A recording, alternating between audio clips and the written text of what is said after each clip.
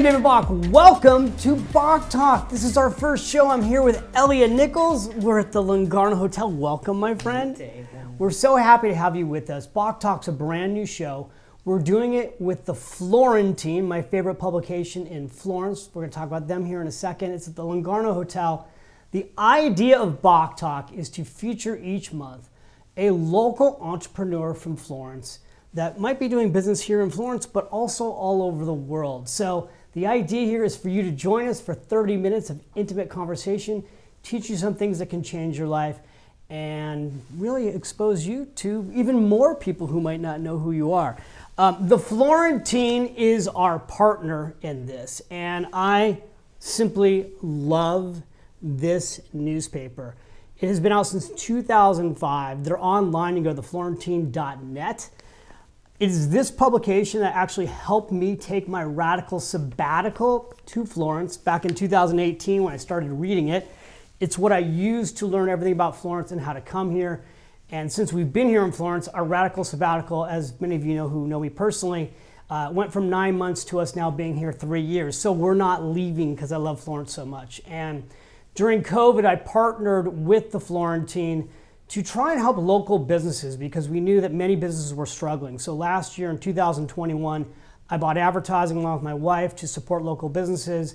And this year in 2022, we'll be doing not just the articles in the magazine and the newspaper and online, but we'll be doing this show to really, again, go deep into local entrepreneurs. So Elia, thank you so much for being on my first show. I'm thrilled. So Elia Nichols, for those of you who don't know my dear guest, first of all, full disclosure, we've become very good friends, but Elia Nichols is also very famous. So let me brag about you a little bit here.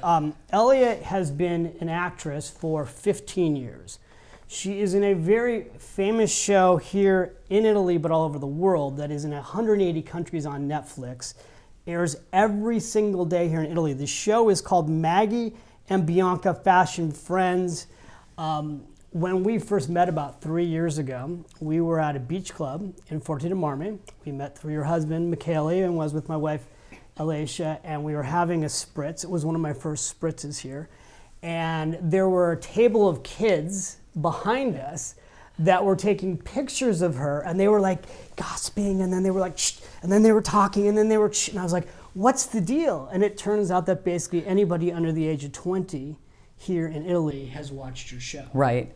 And you always, it's like 7 to 14 is the magic age. And I always know when people have watched the show because their eyes get very still, and you can feel this stare, and the kids get really still.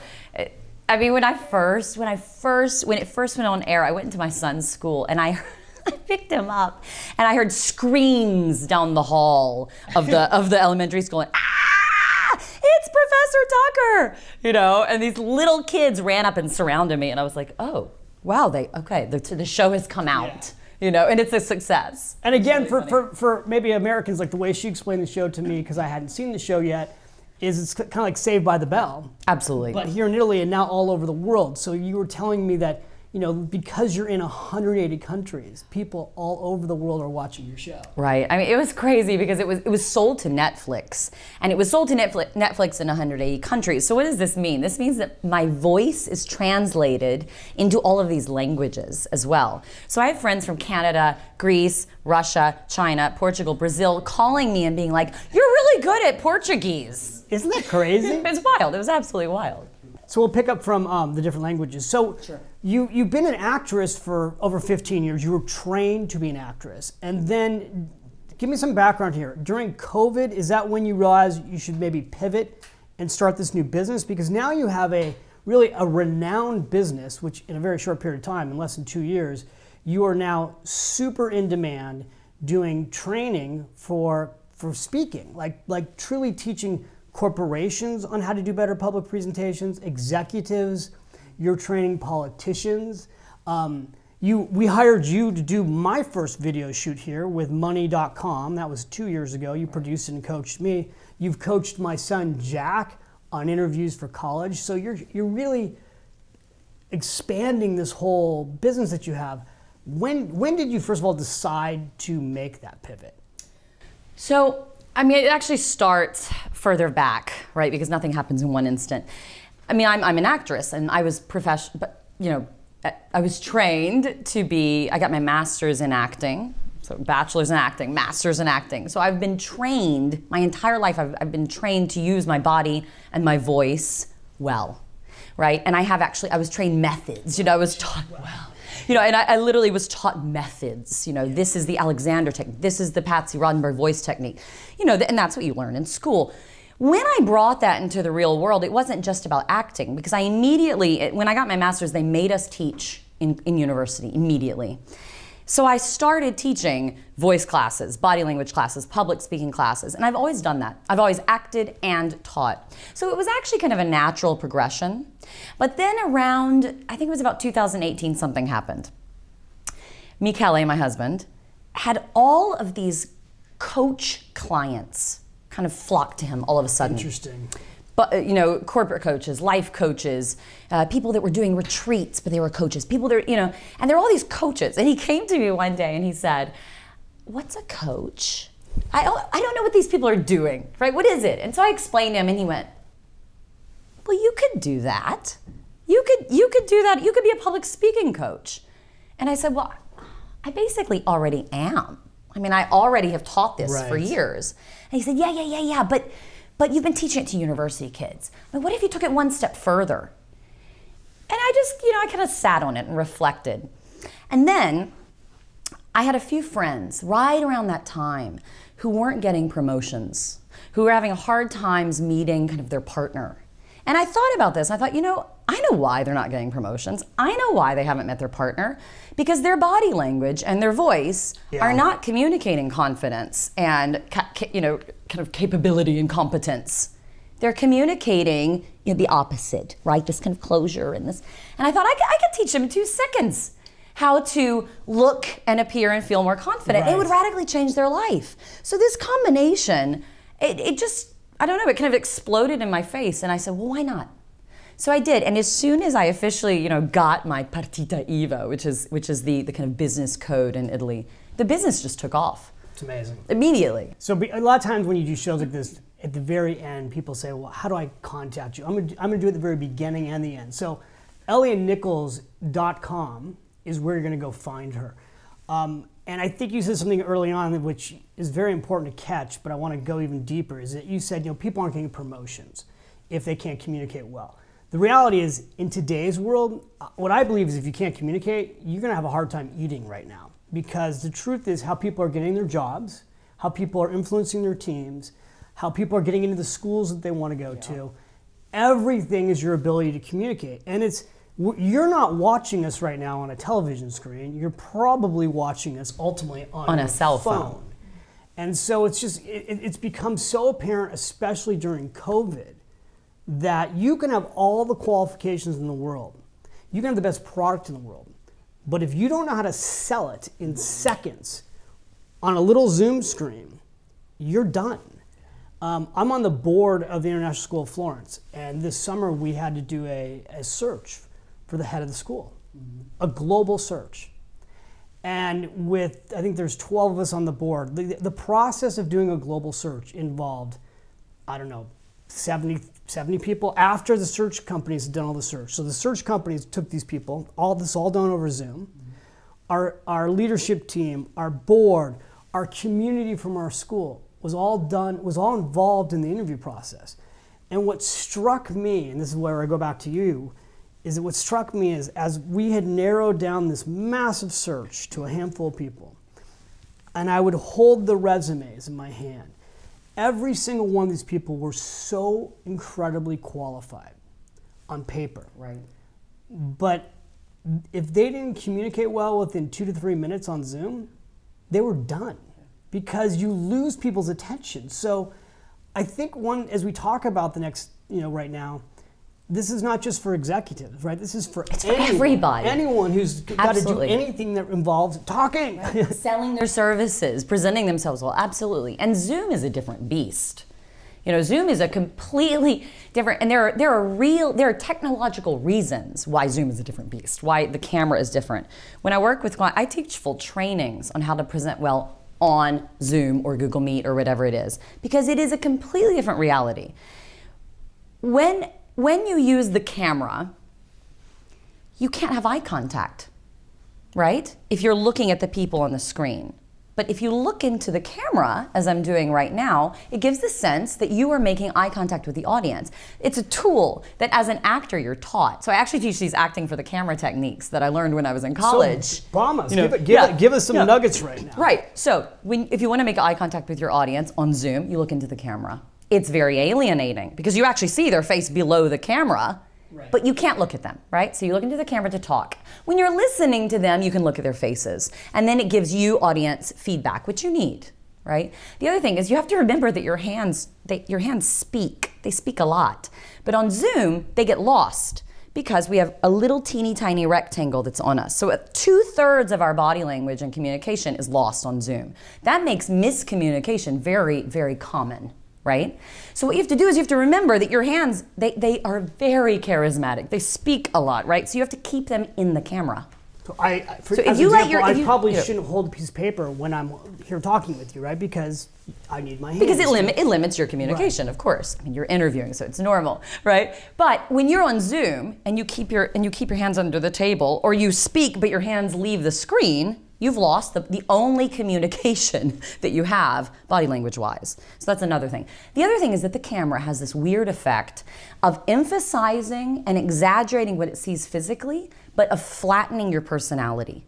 So people seem physically kind of bigger, like if you have a broken nose, you notice it on the screen. If you have like asymmetry anywhere, you notice it because it exaggerates what it sees, but it flattens your energy. So on Zoom, people need to use much more energy than they would normally use in real life.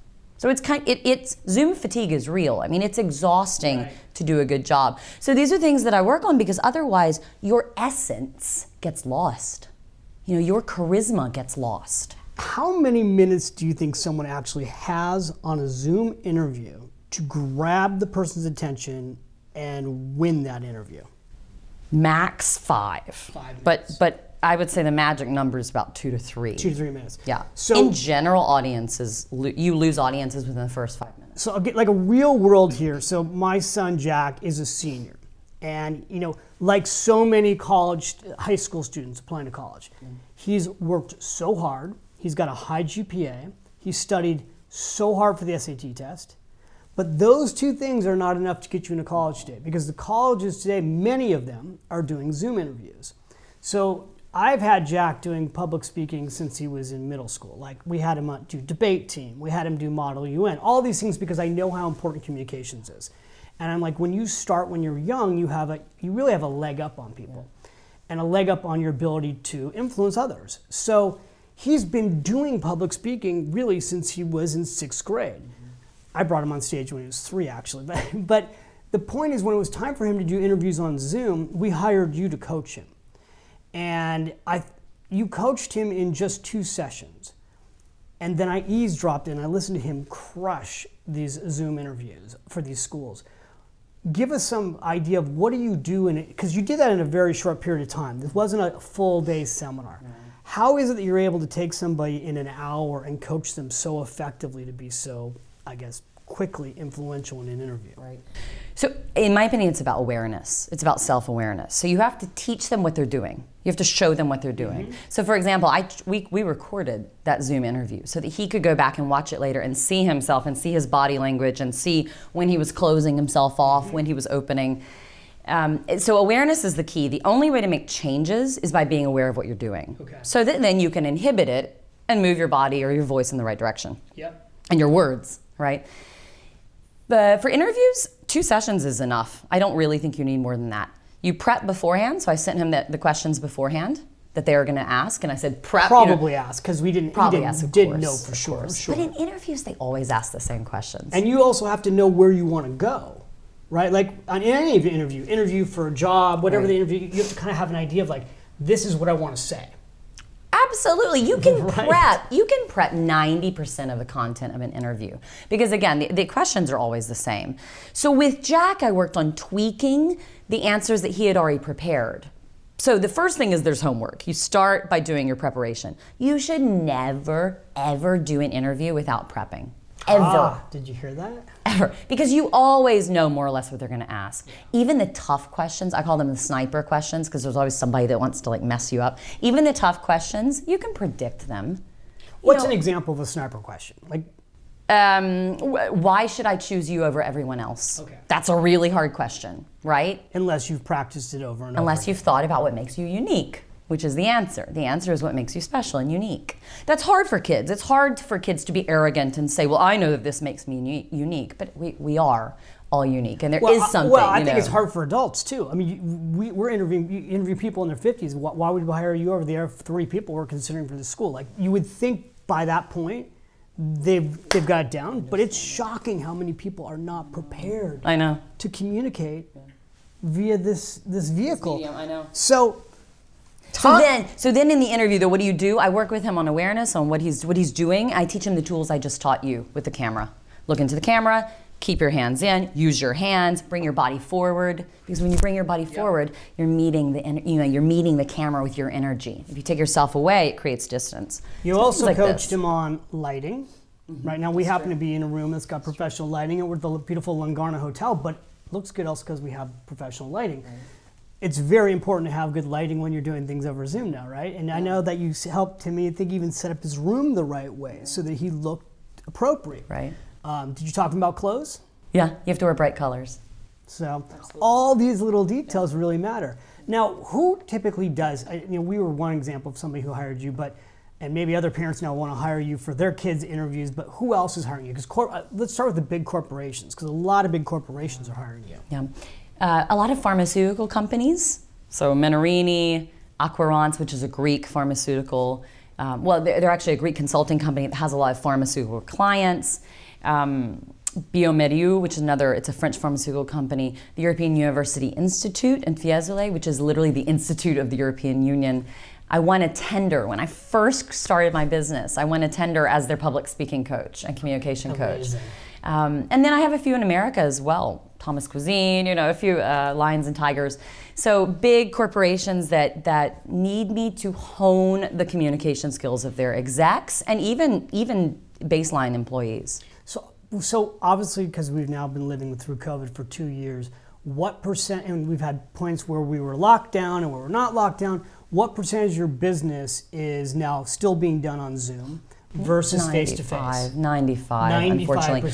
Yeah. Tomorrow I have a training that's in person. I was supposed to do a training next week. Thank you. I was supposed to do one next week in person, they moved it to Zoom. Yeah. Which is fine. I mean, at this point, I'm used to it. I've pivoted, and it's doable. But of course, the effect is different. But it's also important to know, because if you're watching this wherever you are around the world, the reality is you can come and hire Elia Nichols at elianichols.com because it doesn't matter anymore where you are. Right. And I think that's what's changed so much. Absolutely. I'm really curious. Do you think that anyone is trainable when it comes to communication, or are some people just hopeless? Oh no, everybody's trainable, of course. You know what the hardest clients are, though? They're the ones that are very low energy, the ones that are very shy. Because to be a good communicator, you have to have a lot of energy. You know that. I mean, you have a lot of energy. But can't you train someone to fake that? Yeah, absolutely. Because I can go like this and be calm, and then I can be like right? Like it's actually like a learned skill. Oh yeah. It's like what comes first, the chicken or the egg, right? Some people naturally have charisma. And they naturally are good communicators. Some people aren't. But all you have to do is you have to know the body language and voice behaviors that a charismatic person has, and you try them on every day. It becomes a part of your life. And slowly those become and feel natural. So absolutely it's something you can learn. I think what's so interesting is that I think a lot of times the people who are highly successful in business, really almost in anything, tend to be the one who has the natural ability to communicate well. However, I also know so many people who have learned how to communicate well. Right. Like I had a natural, I'm not surprised. I mean, I was a communications major at USC, and I've studied all of this. And the more you do it, the better you get. But I know so many people, there's so many things that I'm still learning how to do better, right? And I think it's important for people to know, anyone can do this. Oh, absolutely. If you have a good coach. And one of the things I was really happy about hiring you, specifically with Jack, was I knew I couldn't coach him, right? Because it's very hard to coach your own children. But learning a lesson at the age of 18 that you can hire someone to train you quickly to get better at something is an important life skill, right? Like, you've got 15 years of expertise and knowledge, and you're able to instantly fine-tune that and sit down with somebody an hour or two and give them the gift of 15 years of knowledge. Yeah. That's one of the reasons why I love this job, because I see radical changes. Radical. I'll give you an example. I had a really interesting client recently. He's a genomicist. Do you know what a genomicist is? I have absolutely no idea. Exactly. Do you know what a genomicist is? That's a good one for a cocktail party. No, really. I can't even say the word genomicist. No, in fact, I looked it up on the Merriam-Webster dictionary yesterday because I was like, is it really genomicist or genomicist? So you know what a genome is. Genes, right? It's part of the genes, yes. So he is a doctor and a researcher who studies genes, okay? And then he creates gene therapies and things. Literally like cancer cures specifically to your genes. That's what a genomist is, okay? Unbelievable. So brilliant man, very interesting man. But the moment he started speaking, his company hired me because the moment he started speaking, you couldn't understand a word he said. Why? Because he's a genomicist and he has a vocabulary that just flies over the rest of our heads. So what I taught him, the first thing I taught him was audience analysis. You have to analyze who your audience is and you have to speak to them. Because if we can't understand what you're saying, your message is getting lost and then it's useless. Right? So he has 3 audiences. That's challenging. He has CEOs, he has scientists, and he has like marketing directors. Those are very different audiences. So we worked on taking his words, his vocabulary down to the level of his audience. Then we worked on using stories and examples. Then we worked on making sure that his accent, because he has a Northern Irish accent, is understandable to Italians and to all of the different, kind of cultures he comes across, right? And so we took all of this and made him so accessible. And in 2 sessions, the man was the most fascinating person I've ever talked to, whereas the first session, I couldn't understand a word he said, right? That's incredible. And also because you're videotaping these. Was this also done on Zoom? That was actually in person, but I always videotape anyway. I still videotape with their cell phones, and their homework is to go and watch themselves. So they can really see the transformation. Yeah. Fascinating. Yeah.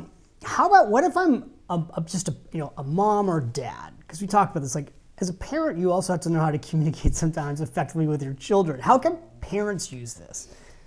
So, still in body language terms, stillness is power. Stillness equals power. When you think about great leaders, great, politicians, when they're really powerful, they're very still. You see what I'm doing? Like all of a sudden, everything got quiet and everybody listened because I'm very still. If you do that with children, they will straighten up and listen to you. Now, does this work with Virginia? You also have to get down on their level and look at their eyes. Because if you're like this, it's too scary. Yeah. So if you get down on their level, look in their eyes and be very still and lower your tone, then they will listen. She will listen. Okay, how about spouses? What about communication techniques with spouses? Do we have any? You have to be. And I won't ask if you use them on McKelly, but what about, are there things that we can learn to do to communicate better with our partner or our spouse? I think you would agree that screaming doesn't help.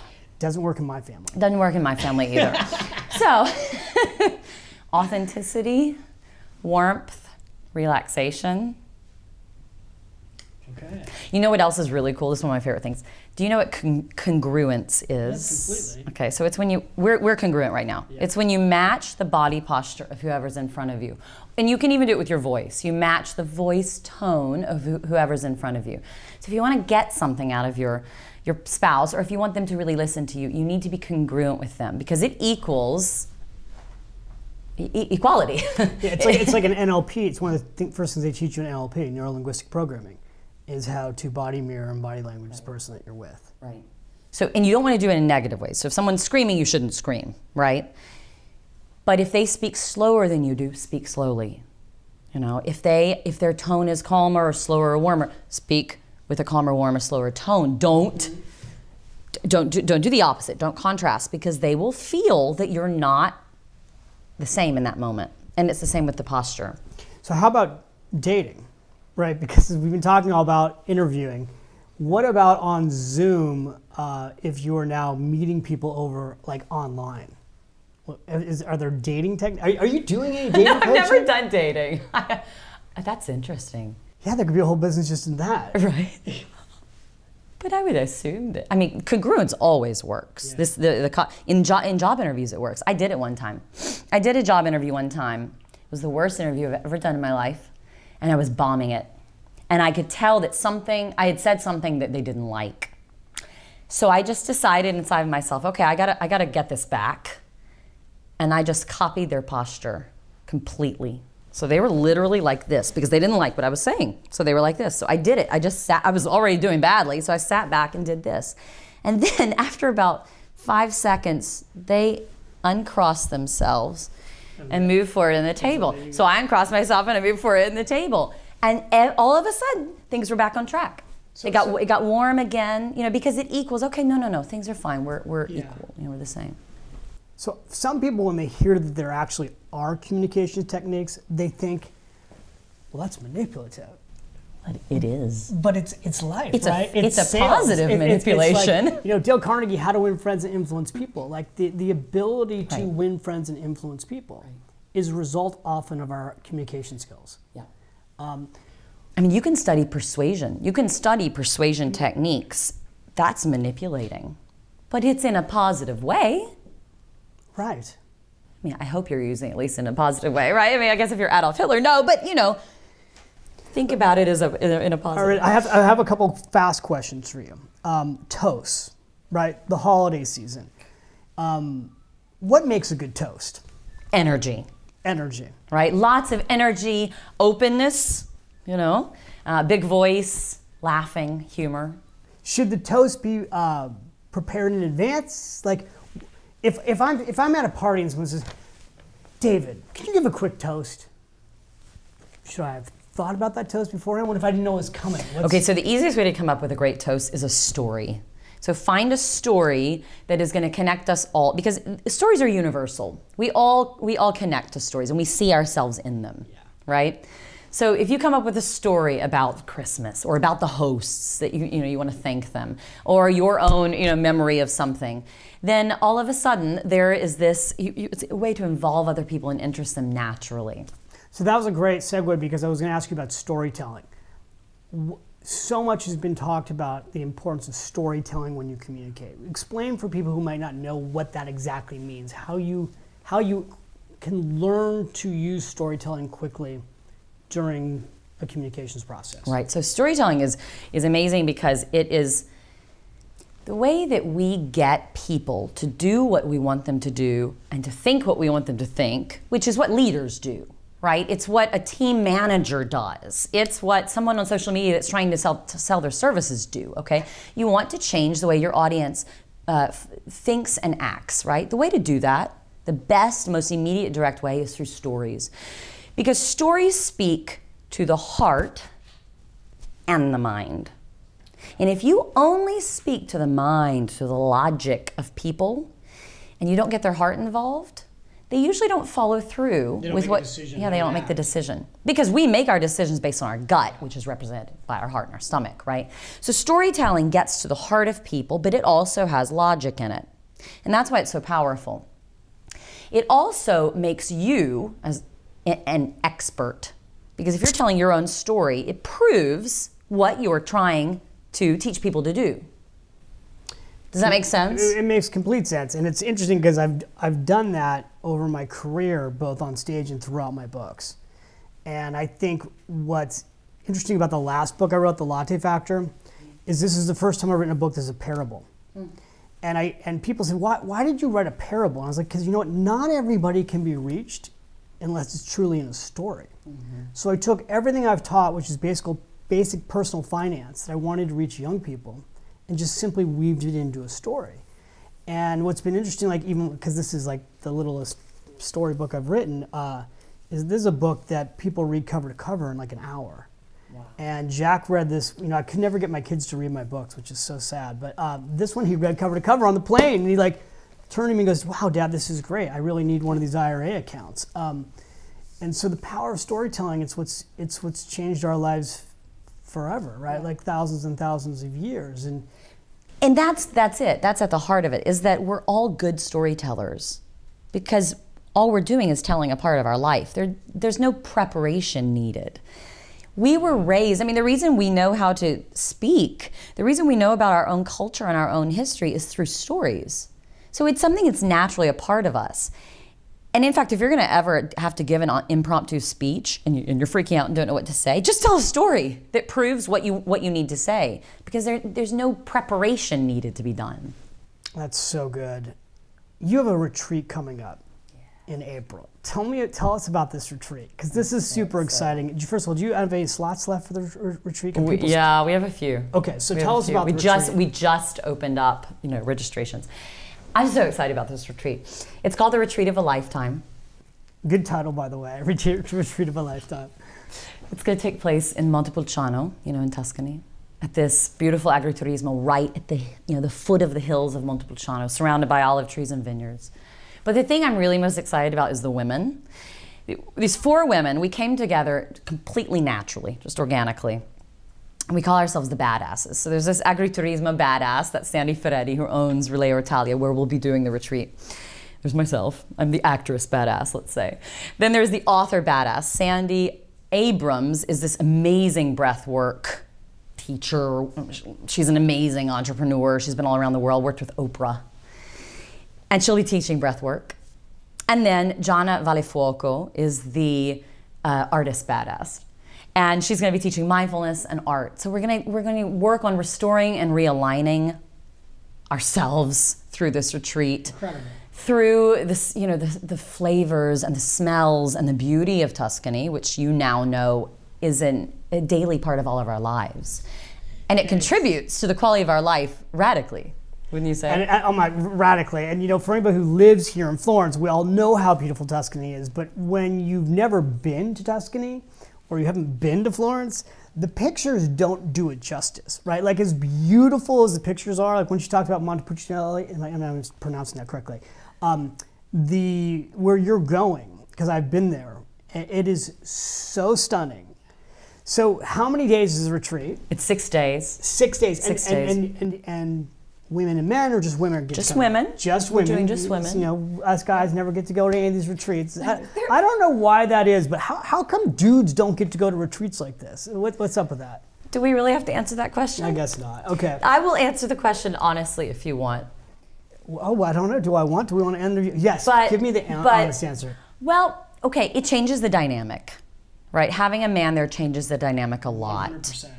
And there is less kind of pure opening, true opening. I get it. Right? That's why I did women investment seminars without men. Also, women tend to be very supportive of each other when there are just other women around. Yeah. And when men get involved, it just changes, the. So this is a small resort. How intimate is this event? How many people will you 15 max. 15 max. Yeah. So you're going to sell out quickly. So for them to find out about the retreat, where do they go? So they can go to my website, elianichols.com, and there's a little tab that says the Retreat of a Lifetime. Okay, great. And who should go to that retreat? Anyone who really needs to just step away from where they're at right now. I think COVID has been really traumatic on everybody in the world. Right? We have had to completely learn a different way of being. We've had to learn new ways of working, new technologies. It's been limiting. It's been physically, with the masks, physically limiting and frustrating. And it's interrupted our connections with people because we can't fly, because we have masks on.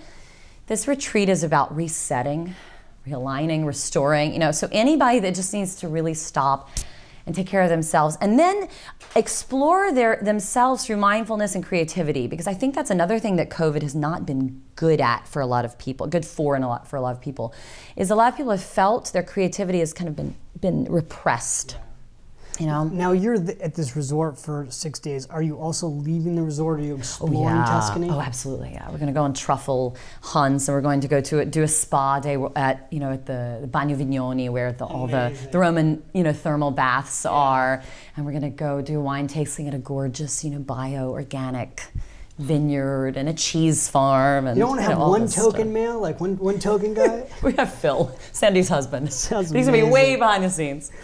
How can people, just again, not just for the retreat, but if someone's got interest in hiring you for this coaching and this training, how can they find you? So elianichols.com, or my email is elianichols@gmail.com. You can go to my Facebook page, Elia Nichols Public Speaking. If someone is wondering if they're right to hire you, do you do like a preliminary consultation? What do you do? Like, how does someone figure out, like, they're watching, like, oh, that's interesting, but I don't know if she can help me? What's the process like when they reach out to you? We usually do a Zoom call where I explain what I actually do, because my approach is not so typical. I never knew what other public speaking coaches did, but over time I've figured out that a lot of times it's a lot of theory. Mm-hmm. My approach is the opposite. It's very experiential, it's very hands-on, and because I'm an actress, I teach all of my acting techniques. So I teach them the voice technique. So we do really wacky things like voice exercises, because how are you going to get more out of your voice if you don't warm it up? So I teach them how to get more out of their voice. And we do body language things, how to open up, what to do, what to do with your hands. I teach gestures. So it's a different approach. It's a lot of fun. But I have to prepare people mentally for what I'm going to take them through, for the total mind-blowing kind of awareness that they have by the end of it. So we do a Zoom call so that I kind of set their expectations and understand what they need. And then we do. And based on, I'm just curious, also based on understanding what they need, like in our case, when you coached our son, it was 2 sessions. Are some people 5 sessions, 10 sessions? Is it all come down to like like if let's say someone's got a keynote or a TED Talk. Right. Is that just a longer So that's process? ongoing. I mean, that's a monthly package, and they probably do 2 or 3 months. Okay. Because a TED Talk's long, right? Yeah. It's only 20 minutes. It's not that long. Keynotes, I worked with someone. Some of these talks are 7 to 11 minutes. Yeah, I worked with a keynote speaker about 6 months ago that was 60 minutes. So that's enormous. That's an enormous amount of preparation. So that was a good 4 months that we worked on that. TED Talks, there's so many stakes to TED Talks that there's a lot of pressure. So again, you need a good 2-3 months with that. With execs who just want to polish their skills, hone their skills, become more charismatic and more aware of themselves, 8 sessions, which equals about a month, sometimes 2 months. I worked with a Swiss banker for for 2 months, and by the end he was like, "This is great. This is where I want to be, perfect." And then I guess lastly, I'm just curious, like corporations. When a corporation hires you, especially now that you're doing this over Zoom, what does that usually look like? Yeah, that's an 8-hour 2 morning training. So 4 hours, usually you skip a day in the middle so that they have time to do homework and watch their videos. So it's 8 hours total. And so corporate training now, same thing. A corporation can hire you to do the training on. It's crazy how the world has changed. They hire you to do the training online, and their employees are all over the world, not in an office, and they're on Zoom being trained. Right, they're at their homes half the time. They're at their homes. You can see the Christmas trees in the background or whatever. I think the amazing thing about, yes, there's been so many things that have been so tragic about COVID, and yet the last 2 years, the way we've been able to all pivot and make an impact from our homes. I've done TV shows from my house, right, on my laptop. I never, in a million years, would have believed that could be possible. The world has completely changed. The world's now on our phone. So I just really wanted to start with you because I adore you. I'm so appreciative of our friendship. And I know that your life skills and your energy and your passion and your purpose, there are so many people here who didn't just get to learn from you today, but there may be people who can hire you to get even better at what they're already doing. Awesome. And you'll be able to have a huge impact on people's lives. So please go check out elianichols.com. I want you to go visit theflorentine.net. You might be watching me right now on the Florentine.net YouTube, but go over to their website. Check out this incredible publication. It comes out every single month. I literally cannot say enough good things about this publication. Helen Farrell, the editor, who I adore, I read this cover to cover. And this is how I find out the latest and coolest and best places to go in Florence. And then come and visit me, because I haven't promoted myself once here. Go to davidbach.com. Go check out my brand new book, The Latte Factor. If I have any Italian friends right now watching this, We have it out now in Italian, The Cappuccino Factor. This book is in like a dozen languages now, but this is my latest book, and love to see you more. Come visit me on Instagram at David L. Bach, and yeah, I hope you enjoy. Let us know your thoughts on this, because if you enjoy it and we get a lot of great feedback, and then we'll keep doing them. This was our inaugural show, so thank you so much, being David. a part of the show. I loved it. And lastly, thanks to the Lungarno Hotel that is letting us host this at their beautiful hotel. This is my favorite hotel in Florence. This is where I came with Alicia when we first were exploring Florence. In 2018, this is where we stayed, this hotel. Gosh, is this coming full circle? Full circle to try and decide if we would take this radical sabbatical for 9 months. And the last funny part of the story I'll tell you is your husband said to me, because her husband, Michele Capecchi, is the attorney that actually helped us move here. When we came here the first day and met with him for the paperwork, he said to me, both of us, 9 months is too short. You won't want to leave. And I thought to myself, 9 months is a long time. I've never taken a 9-month break. And here we are nearly 3 years later. So he was right. Florence gets in your soul. It does. It makes you want to stay here. And I feel so blessed to have life here. I'm grateful for our friendship. And grateful for the Florentine, and grateful that you're here with us. So thank you for being here. Let us know if you like this show. And again, you can go to davidbach.com. We'll see you soon. Ciao.